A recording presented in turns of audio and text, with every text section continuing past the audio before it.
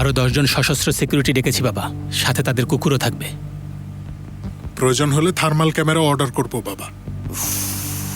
আমি আসলে আমার নিজেকেই ধিক্কার দেই। যাই হোক, সে ভাববে আমি ভয় পেয়েছি। সে জানে না আমার জীবন নিয়ে আমার ভয় নেই, আমার পরিবার নিয়ে ভয়। তুমি যদি কোনো কিছুকে নিজের জীবনের চেয়ে বেশি মূল্য না দাও, তাহলে কাউকেই তুমি ভালোবাসতে পারবে না।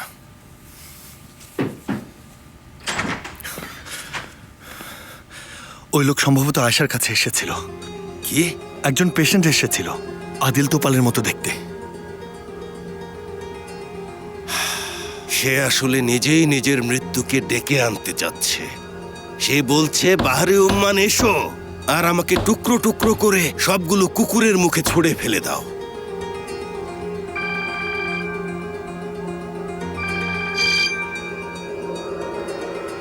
হ্যালো বাহারি উম্মান, ধারণা করো কে আমি। এটা কোনো কঠিন ব্যাপার না। একাই আছো? একটু দাঁড়াও।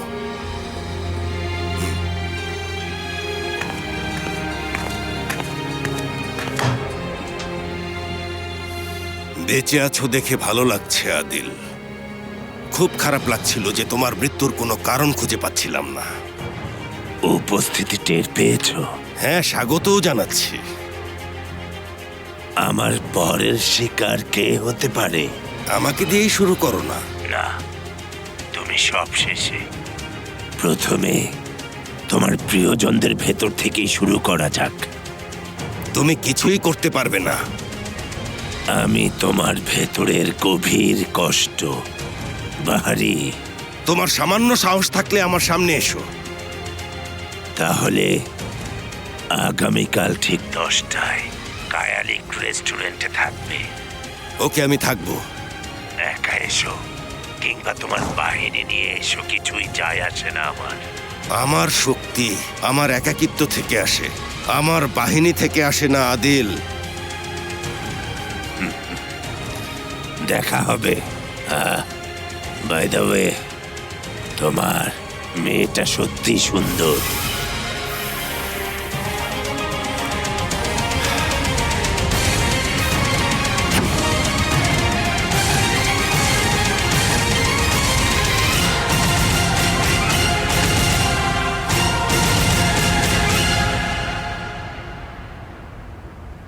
এলিফের সাথে ভালো হয়নি।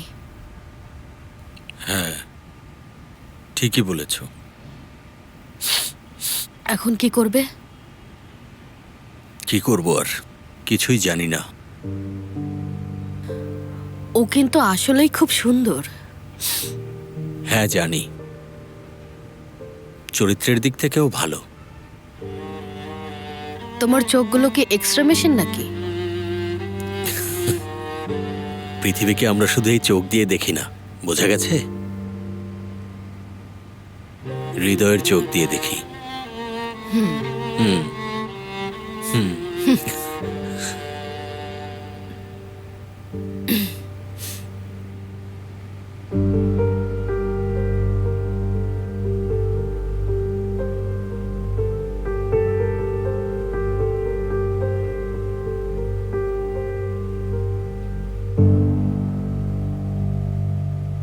মা, চিঠি এসেছে। কে পাঠিয়েছে? এখানে নাম লেখা নেই। আচ্ছা, খুলে পড়ো দেখি।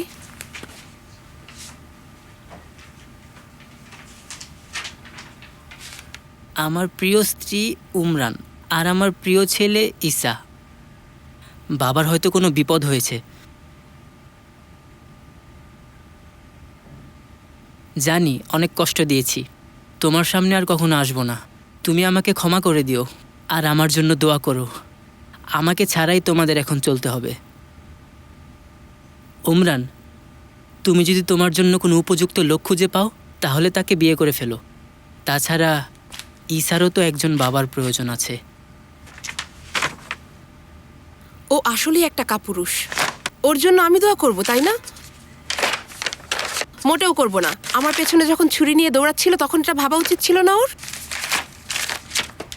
ক্ষমা করে দাও মা, সে তার কাজের জন্য অনুতপ্ত। অবশ্য তুমি যেটা বলবে আমি সেটাই শুনব।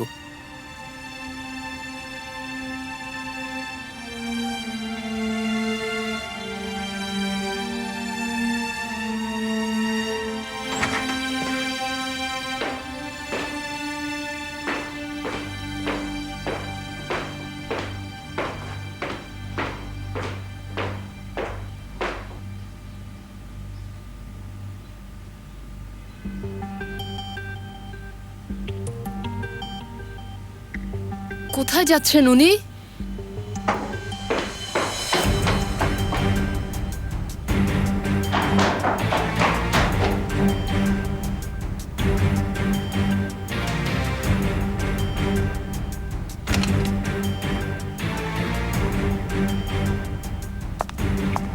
সেফার, তাসকাফা, জলদি উঠো। কি হয়েছে? কোনো হামলা হয়েছে?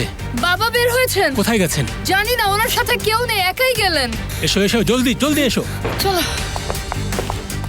কি ব্যাপার, কি হয়েছে? বাবা একাই জানি কোথায় চলে গেলেন। তোমরা কেন বাবাকে একা যেতে দিলে? ওনার নির্দেশ, কাউকে যেন কিছু না বলি। কোথায় গেলেন উনি?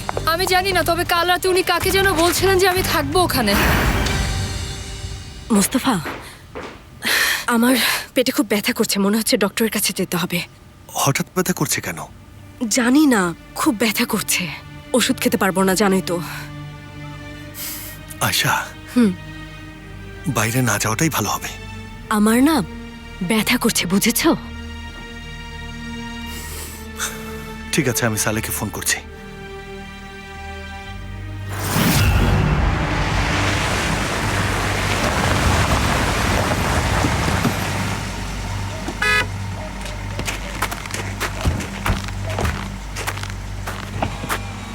বাবা, আপনি কাউকে কিছু না বলে, কাউকে সাথে না নিয়ে একা একা এভাবে কোথায় যাচ্ছেন? এই ব্যাপারে নাক গলিও না। বাবা, কেন নাক গলাবো না? সবাইকে বাইরে যেতে নিষেধ করে আপনি বের হয়েছেন যে। কাজ আছে আমার, কি কাজ বাবা?